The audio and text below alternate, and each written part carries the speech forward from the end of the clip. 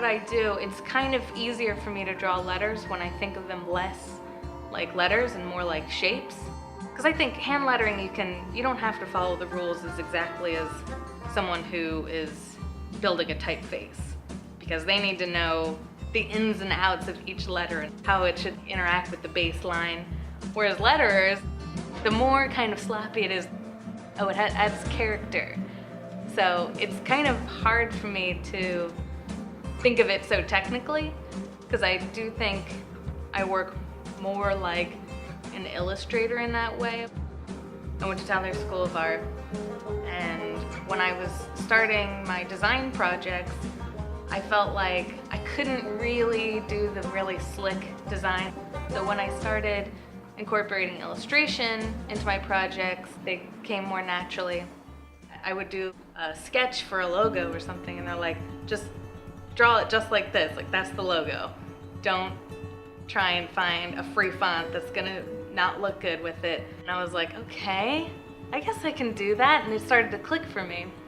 When I graduated, I was thinking I would be an illustrator, but I did end up getting a job working as a designer, and didn't go totally well because I was back kind of where I started, where I really just want to get my hands dirty again.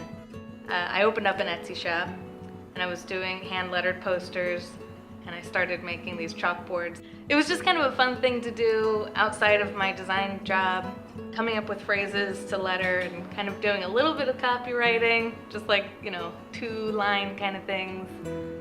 And it got me really excited to do this kind of stuff again. So I got an email from Chronicle Books, made me realize this could be something I do full-time. And then we just decided, let's move to Portland, Oregon, where it's like a freelancer's haven, creative haven, and we'll really make a go of it from there. So I do think it was right around the beginning of where lettering kind of really took off. I gather most of my inspiration, specifically type reference, from vintage resources. So anything that has really nice type on it, I'll pick it up, look at it and study it. Now I can remember it, and when I draw it, it has my own take on it. So I'm not referencing it so directly, so I'm kind of injecting my own personality into it. Every once in a while I need to be like, I'm just gonna leave that just a little off, just to keep that kind of character that I like in my lettering. I continue to work with Chronicle Books on some of my self-authored projects, which is really fun. I just finished a notepad called the Big Ideas Notepad, and the notepad itself is oversized. I joke about the frustrations of coming up with ideas and how, like, preliminary stage, this page is not to be judged. And at the bottom, it's like, violators are jerks. So kind of coming up with ideas like that where I get to write the lettering, that's really fun.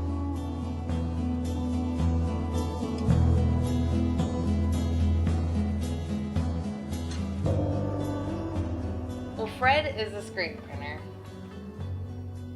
and I'm a designer, illustrator, letterer, and everything. So our collaboration is pretty obvious. Like, he prints what I make, and that's like kind of where our collaboration started. We met at Tyler School of Art.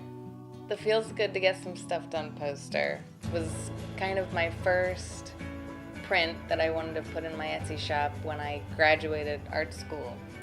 And we were getting ready for this art show, punk rock flea market is what it's called, in Philly, with Fred, and we were printing it in his garage in the freezing cold. Oh yeah, it was freezing. Yeah, I guess it kind of all started with that one poster. Feels good to get some stuff done.